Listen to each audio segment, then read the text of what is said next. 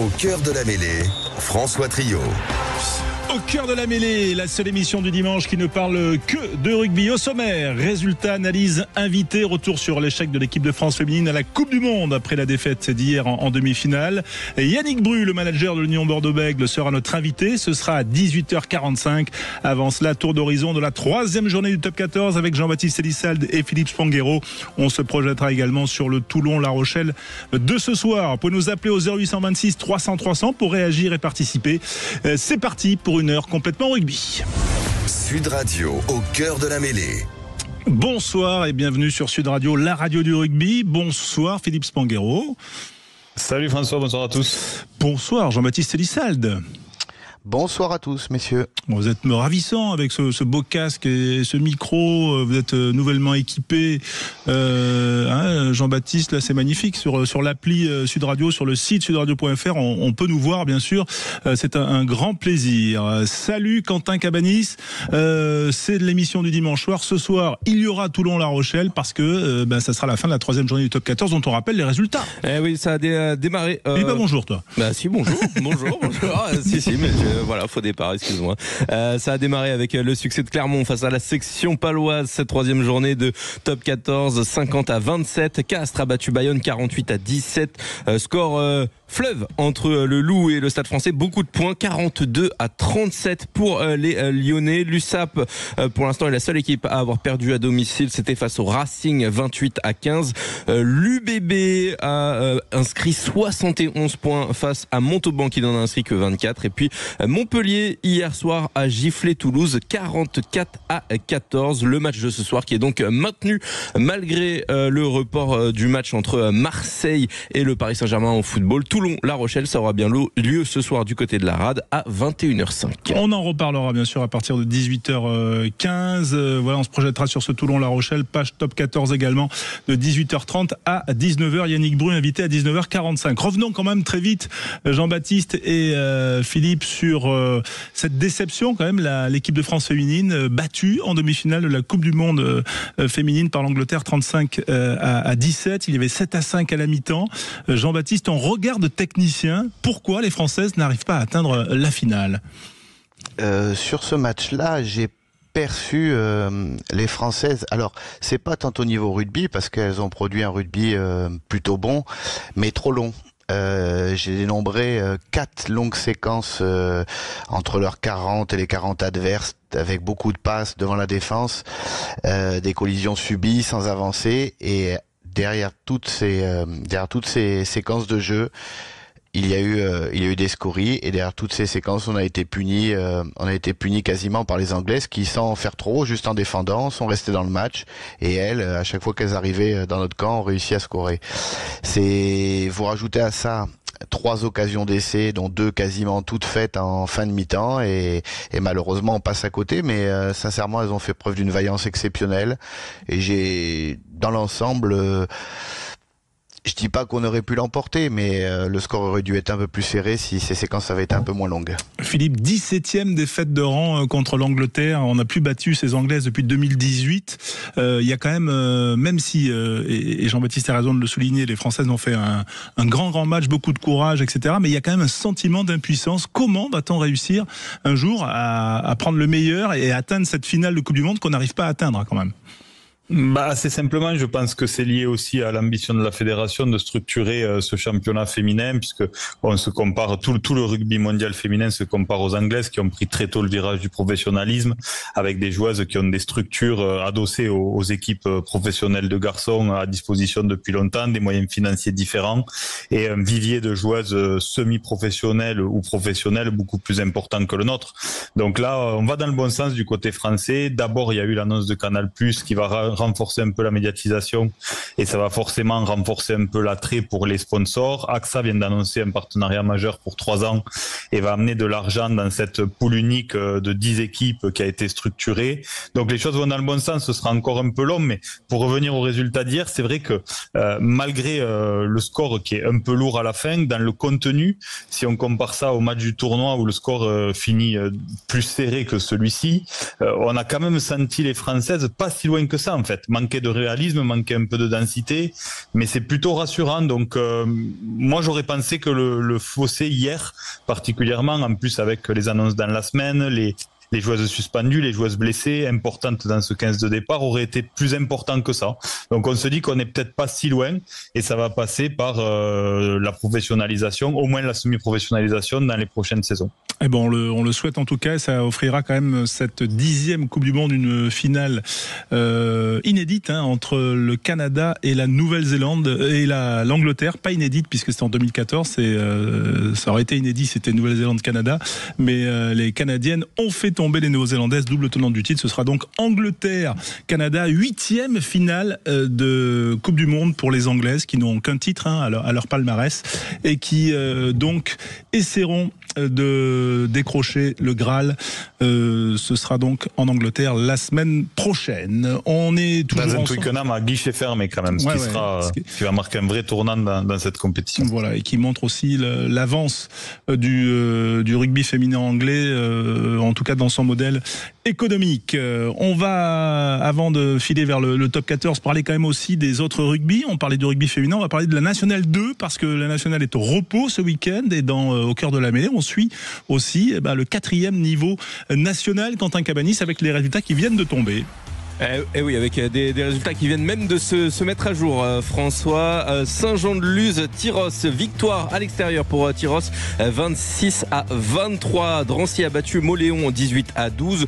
Succès de l'US Salle face à Groyer, 31-16. À Groyer, exactement, dans le Tarn. Marmande a perdu à domicile face à Langon, 19-7. Orléans a battu le Stade Nantais, 25-7. Ça joue encore entre Anglette et à l'avenir Valenciennes. Dans l'autre poule, la poule 2, Fleurance a battu le Stade Métropolitain 23-21. Le Servette de Genève a battu Nîmes 33-27. Succès du rugby club Savoie-Rumilly face à Mâcon 23-22. Lannemezan a perdu à domicile face à Vienne Rugby 26-22. L'US Sénoise a battu le rugby club Tricastin 33-7 et Aubenas a battu Auch 27-21. Merci Quentin. On l'a entendu, Marmande a été battue à domicile par Langon. Eh bien, je vous propose d'aller voir du côté de Marmande et de prendre contact avec son ancien président, Gilles Bertrand-Diaz, qui était au match et qui est avec nous en direct. Bonsoir Gilles. Bonsoir François, bonsoir aux auditeurs, à toute l'équipe. Ouais, merci d'être avec nous. Je dis ancien président parce qu'il y a encore quelques mois, Gilles, tu étais président de Marmande et depuis quelques jours, tu es président du SU Agen association, on va dire. Donc, on va venir sur Agen, mais quand même, toi qui as vécu ce match qui était quasiment un derby entre Marmande et Langon, en tout cas, il n'y a pas beaucoup de distance entre les deux villes. Voilà, ça s'est soldé par le succès des Langonnais. Et oui, donc tu as raison de le rappeler, c'est un véritable derby, puisque voilà nos deux villes et clubs sont à quelques kilomètres. Donc oui, une équipe de Langon, en tout cas une belle équipe de Langon cet après-midi à Marmande, et donc nos Marmandais qui ont manqué de précision pour contrarier finalement le rugby langonais qui est finalement bien en place avec une équipe assez homogène et qui a proposé en tout cas à l'extérieur un rugby de qualité pour s'imposer. Donc voilà, déception pour les Bleus et Blancs marmandais cet après-midi, mais il y a une semaine de repos et le prochain déplacement sera là aussi chez des presque voisins Tyrossais. Donc on sait que là aussi c'est toujours des matchs extrêmement disputés entre les deux clubs. Donc une Nationale 2 en tout cas qui est quand même passionnante et avec beaucoup d'enjeux sur chaque terrain. Est-ce que les joueurs ont du mal à digérer le départ de leur président, Gilles Bertrand-Diaz, parti de Marmande à Agen? C'est ça peut-être la raison? Non, les choses étaient à la fois programmées. Donc moi je m'étais engagé sur un cycle de 5 ans à Marmande et voilà, je l'ai dépassé de quelques mois, mais donc la suite en tout cas est relevée avec précision et brio par José Longo qui a pris la succession au niveau de la coprésidence avec Daniel Prévost qui assure aussi de la continuité. Donc non, les choses sur le plan de la gouvernance du club sont parfaitement maîtrisées, organisées organisé et se passe bien.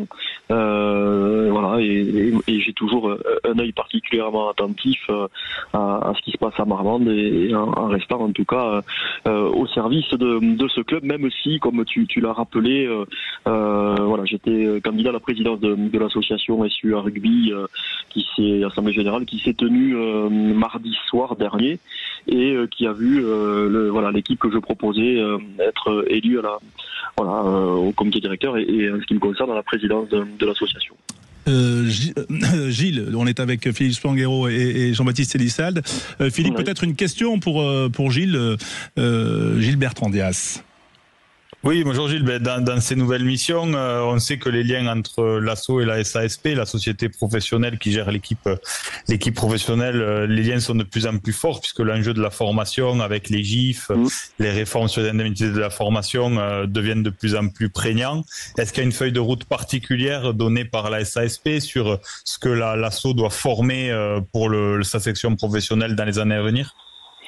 Alors, oui, bien sûr, et en particulier à Agen, puisque voilà, la formation est au cœur de la stratégie du club dans son ensemble. Tu fais bien de le rappeler. Donc voilà, les clubs professionnels il y a deux entités, club professionnel et l'association. L'association jouant son rôle de l'école de rugby jusqu'aux espoirs et dans beaucoup de clubs gère aussi le centre de formation, ce qui est le cas à Agen.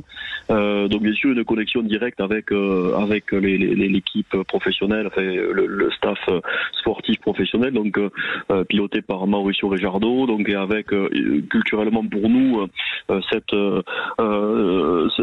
approche autour du plan de succession, donc qui nous permet d'aller de suivre en tout cas nos jeunes joueurs et de projeter toujours sur plusieurs années le développement de nos jeunes joueurs avec la finalité qui est le premier contrat professionnel dans notre équipe professionnelle. Donc ça c'est effectivement un enjeu important. Il y a d'ailleurs à ce titre-là de nombreux jeunes joueurs qui sont dans l'équipe du SUA engagés cette année dans le championnat de Pro D2. Donc ça c'est toujours une fierté pour nous. L'enjeu maintenant est que ça continue et que ça se déploie encore plus. Donc voilà, le chantier est ouvert. Nous travaillons pour ça. Ouais, Jean-Baptiste, actuellement, t'entraînes pas. Peut-être que tu peux. Voilà, Gilles, Jean-Baptiste. Enchanté, bonjour. Bonjour sur la radio. Je vais passer mon CV. Merci. D'accord. Ton micro, Jean-Baptiste, qui, je pense, voilà. Petite question peut-être de Jean-Baptiste à Gilles Bertrand Dias. Non, je connais pas très très bien ce niveau, même si je le perçois un petit peu. Tu as dû connaître le petit Boucher, c'est ça, à Marmande, à la mêlée. Il est parti à Tyros, c'est ça ? Il est parti à Tyros, exactement. Il était avec nous l'année dernière. C'est ça, très bon joueur de rugby. Bon joueur de rugby. Son papa était d'ailleurs dans l'équipe d'Agen dans les années 80. Et voilà. 90, je me souviens, moi j'étais gamin aussi, comme toi, mais voilà, je me souviens avoir vu son papa jouer, donc j'avais le plaisir l'année dernière d'avoir recruté son fils, effectivement. Et moi j'ai joué avec son papa à La Rochelle, la bouquet, c'était un petit clin d'œil, voilà, entre Marmande, Tyros, etc. Est-ce que Gilles, voilà, ce qui est aussi sympa, c'est de voir que la transmission, elle existe toujours dans ce sport. On le sait et on le voit avec certains rugbymen professionnels qui arrivent à éclore au plus haut niveau. Est-ce qu'il y a un échelon pour aujourd'hui rivaliser pour Agen? Tu parlais du centre de formation coincé un peu entre l'attraction de l'UBB et de Toulouse. C'est bien sûr, c'est un véritable enjeu pour Agen de trouver sa place entre ces deux grandes métropoles qui hébergent chacune effectivement deux très grands clubs de rugby.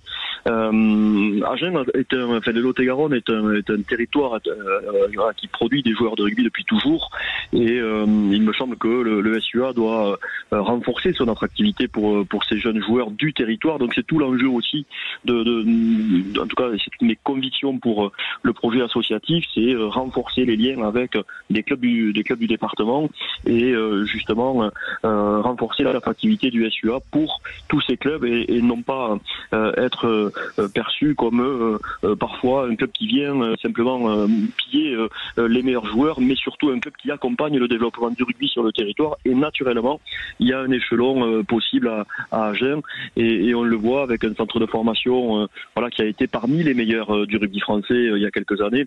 Et voilà, pour la petite histoire, moi j'étais il y a quelques années engagé au sein du SUA en tant que président délégué, et avec Alain Tengo notamment, nous avions assez largement œuvré pour développer le centre de formation Academia.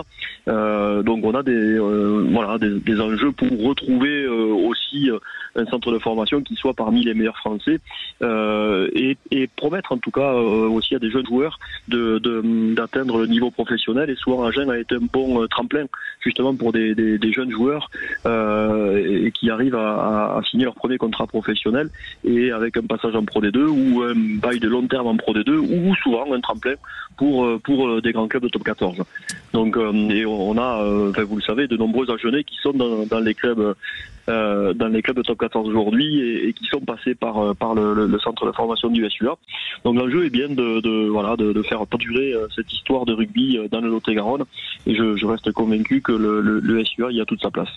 Gilles-Bertrand Dias, dernière petite question. Tu es par ailleurs directeur général de Rougeline, les paysans de Rougeline, qui réunissent beaucoup de familles de producteurs, notamment de tomates, mais pas que, des fruits et légumes. C'est quoi aujourd'hui dans ton rugby du Lot-et-Garonne la part des enfants ou des jeunes agriculteurs qui jouent encore au rugby en National 2 aujourd'hui, par exemple peut-être à Marmande, ou encore chez les jeunes à Agen? Alors il y en a plus beaucoup dans la réalité, parce que simplement la population agricole a beaucoup baissé au fil des années. Et quand on compare effectivement à cette grande première ligne du SUA des années 80, je pense à Daniel Dubroca, je pense à Jean-Louis Dupont par exemple, et Jean-Louis Tolo, trois paysans à la tête de cette première ligne. Et quand je discute avec eux, effectivement la musculation c'était le travail d'agriculteur qui était de la meilleure muscu, c'était leur quotidien de paysans. Aujourd'hui effectivement les temps ont un peu changé, donc on a toujours, à Marmande en tout cas, il y a quelques joueurs qui sont issus du monde agricole, et qui, pour certains, qui en font leur métier, mais ils sont somme toute minoritaires. Voilà, donc c'est aussi une évolution du temps, qui rejaillit aussi sur notre sport, et sur l'évolution des métiers, même si je continue à penser que malgré les difficultés, le métier de paysan est un joli métier. Oui, c'est sûr, et on est très content toujours de trouver des belles tomates dans nos assiettes. Merci Gilles-Bertrand Dias, président de l'association du SU Agen, donc qui a été nouvellement élu cette semaine, et donc qui était là aujourd'hui en tant que supporter pour apprécier ce match entre Marmande et Langon, la Nationale 2, que l'on suit aussi au cœur de la mêlée, avec Philippe Spanghero et bien sûr Jean-Baptiste Elissal. Merci Gilles, à bientôt. On se retrouve dans un instant pour continuer à parler de rugby. On va parler de Toulon-La Rochelle, et puis ensuite Yannick Bru sera avec nous à partir de 18h45. À tout de suite. Sud Radio, au cœur de la mêlée, François Trio. Avec vous les auditeurs Sud Radio passionnés de rugby au cœur de la mêlée tous les dimanches soirs de 18h à 19h, en compagnie de Jean-Baptiste Elissal, de Philippe Spanghero, et notamment pour se projeter sur le match du soir qu'on vivra en direct en intégralité sur notre antenne. C'est Toulon-La Rochelle.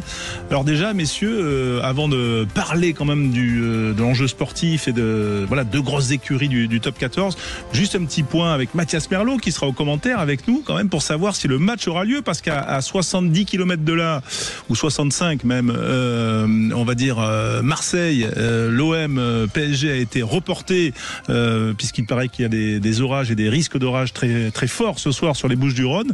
Le VAR serait donc préservé. Mathias Merlot, bonsoir. Bonjour François, bonsoir. Oui, clairement, pour l'instant pas d'intempéries prévues. Il n'a pas plu cet après-midi sur Toulon. La région, le département du Var est quand même toujours en vigilance orange. Il y a une réunion à 15h entre la Ligue nationale du rugby, le préfet du Var et le rugby club toulonnais pour faire un point sur les dernières prévisions. Il y aura bien de la pluie pendant cette partie, mais la décision a été prise de manière collégiale de maintenir cette rencontre. Donc Toulon-La Rochelle se jouera bien ce soir, coup d'envoi 21h07. Ouais, le regard de l'entraîneur qui est Jean-Baptiste Elissal. Quand on a des prévisions comme ça, qu'est-ce qu'on fait par rapport au game plan? Il y a plusieurs éventualités, ou on prévoit juste le ciré et les bottes, et puis des grandes chandelles et du dribbling? Eh ben c'est à peu près ça, hein. C'est être costaud sur les fondamentaux. C'est-à-dire qu'aujourd'hui la touche toulonnaise et la touche rochelaise sont un peu en difficulté avec 70% de réussite. C'est pas leur meilleure rampe de lancement. Par contre, la mêlée toulonnaise est très costaud. C'est la seule équipe à avoir remporté 100% de ses mêlées, et on en parlera tout à l'heure, qui est quelque chose de plutôt bien avec les nouvelles règles. Et en matière de jeu au pied, je pense que Toulon est bien plus armé que La Rochelle. Enfin, avec cette composition d'équipe, je pense que Garbici, White et notamment Jaminet ont un peu plus de longueur et d'alternance, notamment avec le pied gauche de Garbici, que Bergeon, Yaya West et Nignashvili, qui sont plus des joueurs de rugby, de passe et de mouvement. Voilà. Ouais. Donc quand on est entraîneur, on prend compte de tout ça et on essaye d'être solide sur les bases et très bon dans l'occupation. Ouais. Et Philippe, quand on est supporter, on fait quoi? Ou en tout cas, quand on est amateur de rugby, on se dit ça va être long, ou alors ce match va tenir ses promesses malgré peut-être des conditions perturbées? Quand on est un vrai amateur du rugby club toulonnais, on aime le combat et le jeu au près, donc les conditions climatiques peuvent y répondre. Après, on peut aussi le regarder à la télé. Ouais. Effectivement, Serge est avec nous au 0826 300 300. Et en fait, Philippe, j'ai pas bien rebondi parce qu'on en parlait. En mettant le son de Sud Radio, bien sûr. Ouais. J'attendais la transition, mais bon, comme tu l'as pas fait. Non, mais parce que on m'a parlé dans l'oreille. C'est voilà, d'où mon manque de rebond, mais t'inquiète, ça va venir. Non, mais j'ai pas de doute. Serge est avec nous, supporter de Toulon. Donc c'est plutôt un choc qui va tenir ses promesses malgré peut-être une météo difficile, Serge? Une météo difficile, c'est le moins qu'on puisse dire, mais bon, le match est maintenu, donc nous on est prêts, on sera présents. Et on sait que ça va être une grosse bataille parce que La Rochelle c'est pas n'importe qui. Et voilà, on va essayer de faire la passe de 3, ça serait quand même sympa. Et ça lance bien le championnat avant de se rendre à Bayonne, quoi. Et ça avantage qui des conditions un peu difficiles? La densité des Rochelais est connue quand même. Alors certes, les Toulonnais c'est solide aussi. Ouais, non, mais je pense que c'est assez équilibré. Et puis après, ça se joue à pas grand-chose sur un terrain comme ça. C'est un peu compliqué, mais je pense que ça va être un match équilibré. On a deux grosses écuries. Bon, c'est vrai que la météo, c'est un peu ce qui met un peu le match un peu à l'envers, quoi. Mais bon, je pense qu'on va avoir un gros match et un beau match, voilà, un beau match entre deux écuries qui sont dans le top 6, quoi. Bon, on y croit, en tout cas. Nous on y croit. Ouais, mais Jean-Baptiste Elissal disait quand même que votre pied était on va dire supérieur, votre force de jeu au pied par rapport à votre charnière et Melvin Jaminet, et que c'était un atout dans ces conditions. Vous partagez? Ouais, écoutez, on va rester humble. On va se dire qu'on a deux équipes qui se connaissent bien et qui sont équilibrées. On verra bien. Je veux dire, c'est ça. Vous savez, maintenant le rugby, ça va tellement vite, c'est tellement aléatoire que bon, si en plus on rajoute de l'eau et des orages, je pense que c'est un peu compliqué, quoi. Donc, écoutez, un bon match. Bon, bien sûr, Toulon va gagner, mais bon, je pense que c'est équilibré. On va pas chercher à comprendre si c'est. Non, c'est équilibré et on espère un beau match de Toulon et un beau match de La Rochelle aussi. Voilà. Super. Un petit tour de table quand même, pronostic, Serge, pour ce Toulon La Rochelle amphibie. Ouais, moi je vais dire 25-18 pour Toulon. 25-18. Philippe Spanghero. Je vois une victoire toulonnaise aussi, mais peut-être un peu plus étriquée sur le score, un peu moins de points, un 17-12 pour le RCT. Ouais, Mathias Merlot, toi qui vas commenter ce match tout à l'heure, voilà, toi qui as aussi toutes les compos devant, sous les yeux, on va dire, avec notamment pas mal de changements aussi. On a fait tourner des deux côtés, mais il y a quand même deux belles compos. Effectivement. Moi, je vois plus une victoire toulonnaise, un peu comme Philippe, assez étriqué, un 21-15 pour tout. Ouais, et Jean-Baptiste? 22, 2 essais sur ballon porté, quelques pénalités, 22 à 12. Ouais, t'as pas donné les minutes encore, mais en tout cas, bientôt. On a bien noté. Et c'est un Rochelet qui le dit, Jean-Baptiste Elissal. Merci Serge d'avoir été avec nous. Merci à vous. Mathias, on se retrouve à 21h sur notre antenne, bien sûr, pour ce match qu'on va vivre en intégralité sur Sud Radio. Et puis bien sûr, Philippe, Jean-Baptiste, vous restez avec nous. On attaque notre large page Top 14 14. Yannick Bru sera là à 18h45 avec nous, puis on va faire un peu le tour de table sur les temps forts et les flops du week-end. À tout de suite. Sud Radio, au cœur de la mêlée, François Trio. Au cœur de la mêlée, le top 14, la 3e journée et bien sûr aussi des places à gagner pour la 4e. Toulouse-Castres, Quentin. Toulouse-Castres avec 2 places à gagner, 2 dans les loges VIP. Ah non, 4 places à gagner aujourd'hui pour aller voir le Stade Toulousain. Et exactement 4 places pour aller assister à cette rencontre entre le Stade Toulousain et le Castres Olympique. Et pour gagner, c'est très facile. Vous envoyez Sud SUD par SMS au 7 20 18.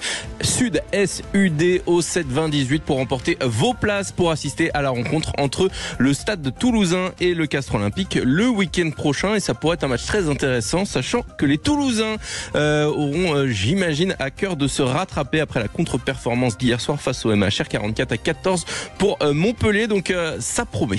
Ouais, on rappelle également la victoire de l'UBB 71-24 face à Montauban, le succès à l'extérieur du Racing à Perpignan 28-15, 42-37 pour Lyon face au Stade Français, 48-17 pour Castres face à Bayonne et carton de Clermont, victoire bonifiée face à Pau 50-27.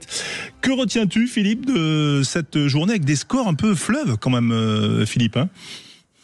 Ce que je retiens, c'est le caractère montpelliérain, on y reviendra, mais c'est dans mon classement, c'est ma médaille d'or parce qu'il y avait beaucoup de pression, 0 victoire. Il recevait le Stade Toulousain qui arrivait en plus qui se présentait avec la grosse écurie. On a senti quand même après le match contre Perpignan déjà la semaine dernière dans le ton du Gomola que l'attitude lui déplaisait, donc on attendait de voir la réaction toulousaine et c'est les montpelliérains qui ont pris ce match à leur compte. Pour moi, c'est l'événement du week-end en top 14. Avec Jean-Baptiste, c'est aussi ta médaille d'or, mais elle est encore un peu plus ciblée. Ouais, on en parlera tout à l'heure. Bien sûr, ma médaille d'or, c'est évidemment les Montpelliérains, mais plus particulièrement les avants. J'avais rarement vu Toulouse depuis 6-7 ans se faire brasser autant de vent.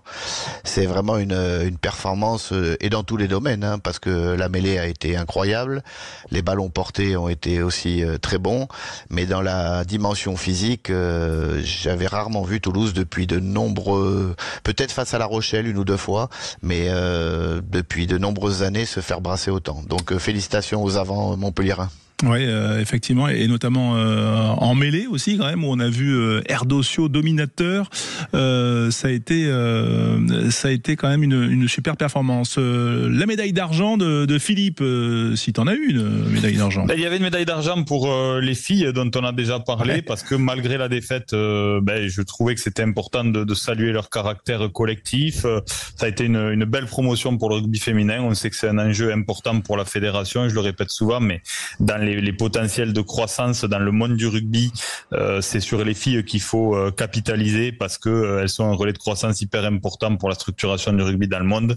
Et même si elles ont perdu, elles ont montré un beau visage et je suis sûr qu'elles donneront envie à des jeunes filles de rejoindre les terrains prochainement. Jean-Baptiste, l'argent pour toi sur ton podium du week-end. Eh ben moi, c'était les équipes sous pression, Castres, MHR et Montferrand, qui ont su s'en sortir tous de très belle manière, malgré la pression, et tous avec les mêmes recettes, c'est-à-dire une très belle partie de leurs avants dans la conquête directe et des charnières qui ont posé le jeu de manière bien plus pertinente, notamment pour Montferrand qu'ils l'ont fait sur les 2 premiers week-ends, avec un clin d'œil à toutes ces charnières et notamment au retour de Bézi à Montferrand qui leur a fait du bien sur la fin de match. C'est le mode survie en fait qui prévaut ? Ben écoutez, normalement on dit que la pression ça a tendance à te recroqueviller, à pas se lâcher, etc., etc. Et là, bien au contraire, c'est pour ça que je les ai mis sur mon podium, c'est que ces 3 équipes ont produit non seulement un bon rugby, mais un rugby très efficace avec beaucoup de points marqués. Alors c'est vrai qu'on l'a dit en début de retransmission, je pense que les entraîneurs des défenses de clubs de top 14 vont pas tarder à se faire virer parce que ça marque beaucoup. mais au-delà du clin d'œil pour les entraîneurs de défense, tes collègues vont être contents. Juste quand même, c'est quoi? C'est lié au début à des niveaux de forme hétérogènes quand on voit ces scores fleuves sur tous les terrains là. Je pense qu'il y a pour ces 3 clubs-là, puisque c'est sur le podium c'est dont on parle, je pense qu'ils se sont vraiment mobilisés à faire la guerre à leur adversaire. Et quand on parle de ça, alors le terme est un peu péjoratif, la guerre, mais ils ont voulu appuyer là où ça fait mal. Et c'est vrai que quand tu vois le MHR brasser Toulouse comme ça, encore heureux que le talent ne suffise pas et que ça soit encore ces valeurs-là qui puissent gagner au rugby. Et ça s'est passé sur pas mal de terrains. Quant aux matchs qui ont été un peu fleuves, je parle de de Lyon et du Stade Français. Alors là, oui, c'était un 42-37. peu... Ouais, c'était un peu... C'est là où j'ai vu que Rory Cocotte était content de sa stratégie. Mais quand tu es entraîneur de la défense et que tu prends 40 points, t'as quand même des questions à te poser. Alors c'est vrai qu'il y a eu pas mal de... Il y a eu des essais casquettes. Il y a eu 3 essais casquettes en début de deuxième mi-temps. C'est vrai que ces 3 erreurs individuelles, on pèse à la sortie dans la balance, mais je pense que tout ça va se régler avec, comme tu le dis, une mise à niveau physiologique de toutes les équipes, les joueurs qui vont revenir en pleine possession de les moyens, et puis notre bon vieil hiver et notre bon vieux top 14 qui va revenir. Et voilà. Donc profitons-en de voir des essais parce que ça va pas durer, je pense. Et pour illustrer les propos de Jean-Baptiste, il y a quand même eu 417 points marqués pour l'instant en 6 matchs sur cette journée. Ça fait 69,5 points de moyenne par match. Ouais, c'est pas mal, ça totalise. Tiens, dans quelques instants, on va en parler avec Yannick Bru, qui est entraîneur de l'UBB, qui a réussi un carton, 11 essais inscrits face à Montauban. On va y revenir dans un instant. Le bronze pour toi, Félix Spanghero, attribué après cette 3e journée. Au Racing, voilà, sans hésitation au Racing, parce que c'est vrai qu'on s'est posé la question après cette première journée, cette déroute sur la pelouse du Loup.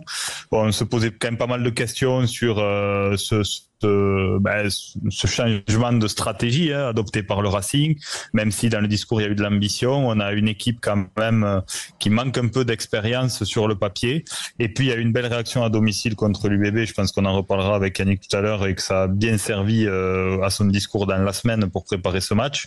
Et puis ils ont confirmé sur la pelouse de Perpignan avec un match abouti, et on a senti beaucoup de caractère, un vrai collectif, ce qu'il a manqué peut-être au Racing ces dernières saison, qu'on a vu sur la pelouse de Perpignan, et le Racing qui se rassure quand même sérieusement en ce début de championnat. Ouais, Jean-Baptiste, toi ton podium bronze? C'est Massy ou Mazi, je sais pas comment on dit, le Fidjien, le centre de Lyon qu'on a découvert. Oui, qui a été éclatant. Voilà, pour ceux qui ont vu le match, sincèrement, un garçon qui a non seulement des qualités intrinsèques incroyables, donc on avait déjà le facteur X à l'aile, c'était Vaïn Nicolo, donc là c'est le facteur Y. Attention à Lyon quand même, c'est quand ils ont le ballon en main, ça peut déménager, mais ce garçon a fait jouer autour de lui et est très brillant dans les zones de offload, c'est-à-dire qu'il passe souvent les bras, et pour l'instant ça arrive à destination. Donc une belle découverte sur le match face à Paris. Après le positif, messieurs, il faut s'attaquer aussi à ce qui fâche. Voilà le flop de Jean-Baptiste ce week-end. Le flop, c'est le discours d'Hugo Mola après Perpi. Alors pas tant que son discours soit mauvais, c'est que son discours a fait flop dans l'oreille des joueurs. Il les a prévenus, il sentait une décompression, alors plutôt au niveau du jeu, j'ai l'impression, et dans l'engagement physique. Et au vu de sa réaction hier soir et du fait qu'il n'ait pas parlé, la semaine va être tendue à Toulouse.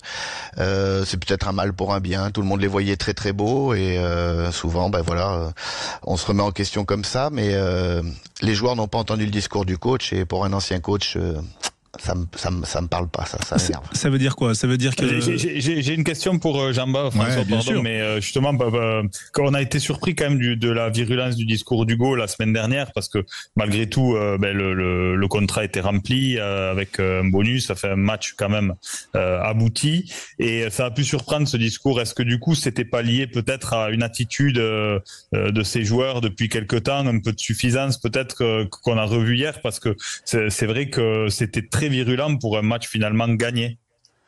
Oui, très virulent pour un match gagné, dans un contenu moins abouti pour le Stade Toulousain que beaucoup d'équipes aimeraient quand même pouvoir jouer, mais peut-être que c'est dans la semaine qu'on ressent les choses, et peut-être qu'au fil de la semaine et des semaines qui viennent de passer, Hugo Mola ressent un peu de flottement dans son équipe.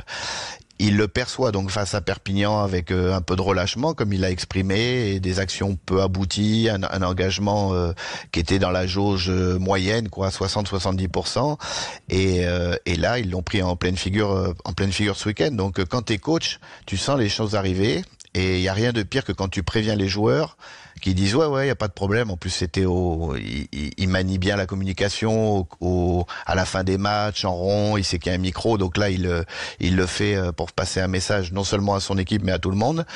Et le week-end d'après arrive ce qui est arrivé hier soir. Donc il doit s'en vouloir. D'ailleurs, je crois qu'il l'a dit dans un interview, c'est que son message n'est pas passé. Je pense qu'il va mieux passer cette semaine parce que ils ont été vexés les Toulousains et attention au week-end d'après. Oui, et c'est Castres le week-end d'après, et ce sera bien sûr sur Sud Radio, et vous pouvez par SMS gagner des places en loge VIP. C'est quoi déjà le code SMS ? Sud, SUD au 72018. Voilà. Le flop de Philippe, le flop du week-end. Le flop, c'est encore une fois l'extra sportif du côté de l'USAP, parce que il y a toujours une petite minorité de supporters et ils sont extrêmement minoritaires en effet, mais par contre ils causent souci quand même à la direction de l'USAP depuis plusieurs saisons maintenant, et l'USAP risque d'être sanctionné. C'est déjà compliqué sportivement, mais quand les supporters débordent comme ça, les risques sont élevés. Il y a d'abord une amende qui peut ne pas être très significative, c'est aux alentours de 20-25 000 euros, mais surtout il y a le risque d'un huis clos, et quand vous perdez les recettes d'un match à domicile, dans la situation déjà dans laquelle est l'USAP, vous mettez votre club de cœur grandement en danger. Encore une fois, c'est pas une très belle image de ce que peut offrir ce public catalan. Oui, et surtout c'est pas la majorité, mais malheureusement cette petite minorité fait du tort au Sank et Or. Petite info, tiens, avant ce Toulon La Rochelle, Quentin, qui est ce soir donc 21h sur Sud Radio, info qui concerne Gabin Villière. Exactement, c'est Jean-François Patureau pour l'équipe qui sort cette information. L'ailier international de Toulon, Gabin Villière, ne pourra pas postuler pour la tournée d'automne du 15 de France. Il devrait reprendre justement mi-novembre avec l'équipe du RCT. Il sera donc trop court pour postuler avec l'équipe de France. Il devait reprendre en début de saison, mais finalement il a été gêné.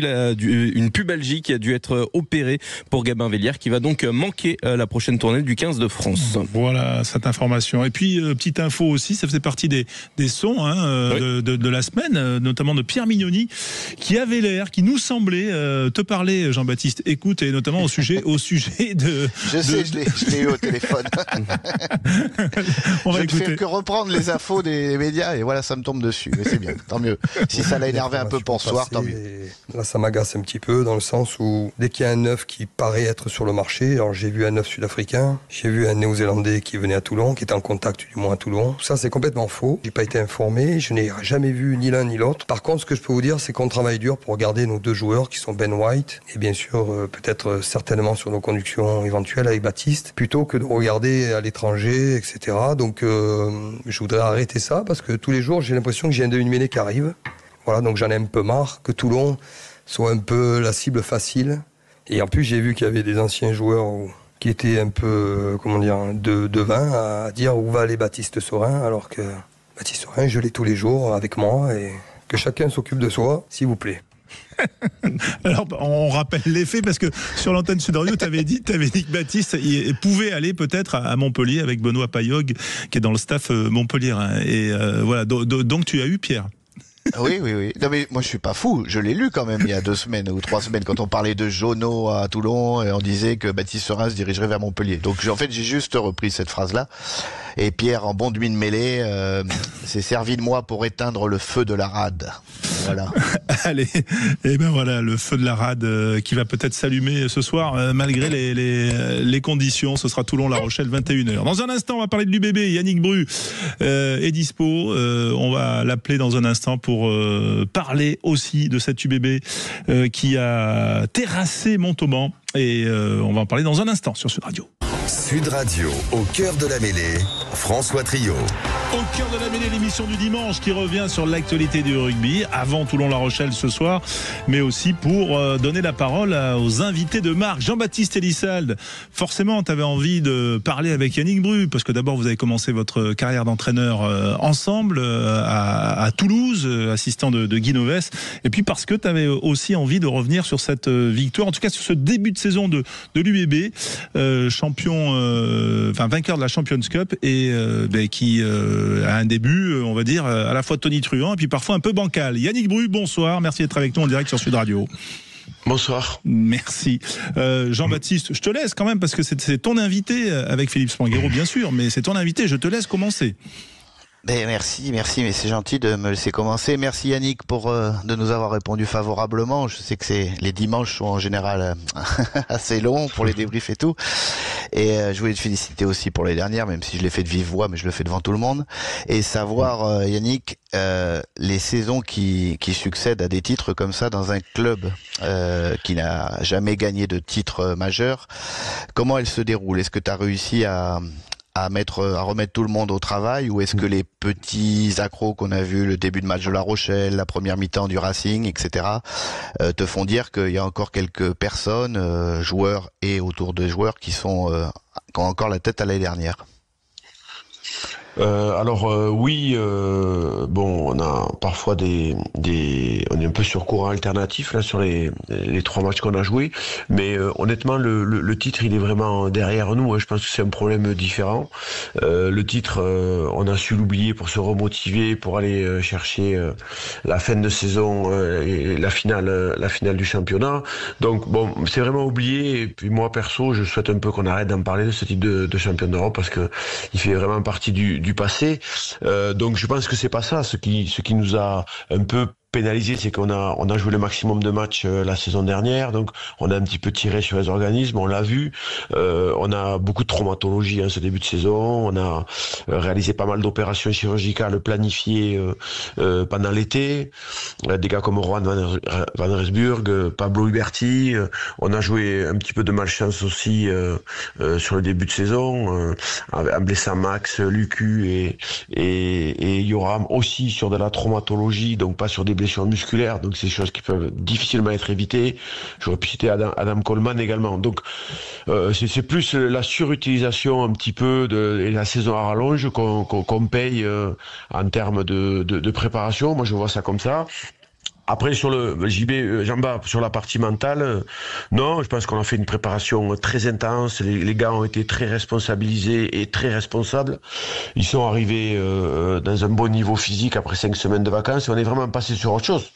Le challenge, c'est plus en 3e année avec l'ensemble du staff, d'amener un certain niveau de changement, de rafraîchissement dans la forme de certaines façons de travailler. C'est plus ce challenge-là qu'on doit réussir. Très sincèrement, je pense que le titre, il est vraiment loin derrière, et que nos gars ont justement envie de revivre des matchs en jeu, quoi. Philippe Spanghero pour Yannick Bru, entraîneur de l'UBB, qui nous fait l'amitié d'être avec nous en direct sur Sud Radio. Ouais, salut Yannick. Écoute, salut Philippe. Les saisons sont longues, surtout quand vous avez l'ambition, comme l'UBB, de jouer sur les 2 tableaux. Est-ce que ce travail de la formation, avec notamment ce titre des espoirs, on sent qu'il y a une génération assez brillante, t'amène des réponses et des solutions justement dans cette profondeur de banc qu'il faut encore trouver de votre côté? Salut Philippe, c'est un point très juste que tu soulignes. C'est un de nos axes forts de développement. C'est un des piliers du projet sportif qu'on porte tous en ce moment, c'est-à-dire s'appuyer sur la formation du club. On a la chance à l'UBB d'avoir une génération 2006 qui est assez incroyable en termes de qualité, qui a été champion Krabos, je crois, ou cadet, et la génération des Adrien Dro, Joseph Larag, Ruben Pargade, Elijah Isbayen, Jacques Nguimbous. On a vraiment une super, et j'en oublie parce qu'il y en a d'autres, une très bonne génération 2006. Donc ça, c'est un point. On cherche aussi à recruter, parce qu'on sait que les enjeux du top 14 aujourd'hui, c'est recruter les meilleurs jeunes le plus tôt possible pour les intégrer à l'ADN du club. Donc on a une cellule de recrutement qui bosse fort, et on essaie d'avoir de très bons jeunes. Vous l'avez vu avec Valentin Hutto, c'est la dernière expression de ça. Mais oui, on était très fiers du titre Espoir. Vous savez quelle est la référence en termes de formation dans le rugby français. Donc c'est une source d'inspiration, c'est aussi une source de compétition.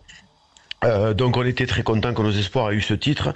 Ça avait une valeur très forte dans notre projet sportif. Yannick, 11 essais inscrits hier quand même contre Montauban, 71-24. Est-ce que tu as pu savourer, ou alors est-ce que tu étais déjà comme souvent d'ailleurs, j'imagine, dans l'exigence, en mémoire du match précédent qui sans doute t'avait laissé sur ta faim? Comment tu l'as vécu? C'est pas tous les jours qu'on met 70 points. Ouais, non, déjà, une valeureuse équipe de Montauban qui nous a posé des soucis. On a encore des axes de travail, mais bon, c'est vrai que en termes de vitesse, quand sur le jeu de transition, ils ont été un petit peu en difficulté. On en a bien profité en début de deuxième période, mais le score ne reflète pas vraiment le bras de fer qu'il y a eu en première mi-temps. Montauban nous a posé quelques problèmes sur des secteurs précis, sur les ballons portés. Donc voilà. Donc le score est quand même anecdotique. Moi, ce qui je retiens, c'est davantage. C'est la première fois de la saison qu'on prend autant de plaisir offensivement, que nos schémas de jeu ont été un petit peu retrouvés. Donc c'est lié à l'adversité forcément, mais c'était chouette de voir nos gars heureux, Chaban avec une atmosphère assez incroyable. Donc c'était vraiment une belle demi-journée, voilà, une belle fin d'après-midi. Mais on sait très bien que on sera réellement évalué sur le prochain déplacement au Stade Français, parce qu'on a été très mécontents du match au Racing. Pas de tout le match, parce que il y a quand même eu certains faits de jeu, et sur le match au Racing, tout n'était pas à jeter, mais dans notre préparation, je pense individuelle, on n'avait pas fait ce qu'il fallait dans la semaine, et ça s'est vu sur quelques petits détails du début de match. Donc j'espère qu'au Stade Français, qui a fait tourner quand même pas mal de cadres à Lyon, et qui nous attend, je pense, de pied ferme, on montrera un visage de progression. Voilà, ça sera samedi en ouverture de la 4e journée. Jean-Baptiste, un dernier petit mot, 10 secondes avant de conclure pour Yannick Bru. Mais non, le côté rafraîchissant, je voulais en parler, Philippe m'a devancé, c'est de voir la charnière Uto-Larac finir le match. Il y a des moments où, pour faire démarrer les jeunes, plutôt que de les mettre dans les difficultés à l'extérieur, avec une équipe remodelée, ça reste difficile pour eux, et Yannick a bien fait de les faire rentrer là, dans une fin de match où il y avait plus trop d'enjeux sportifs entre guillemets, juste à prendre du plaisir, et ils l'ont fait. Ça m'a fait énormément plaisir parce qu'ils ont 18 ans et demi, et c'est des bons moments pour eux.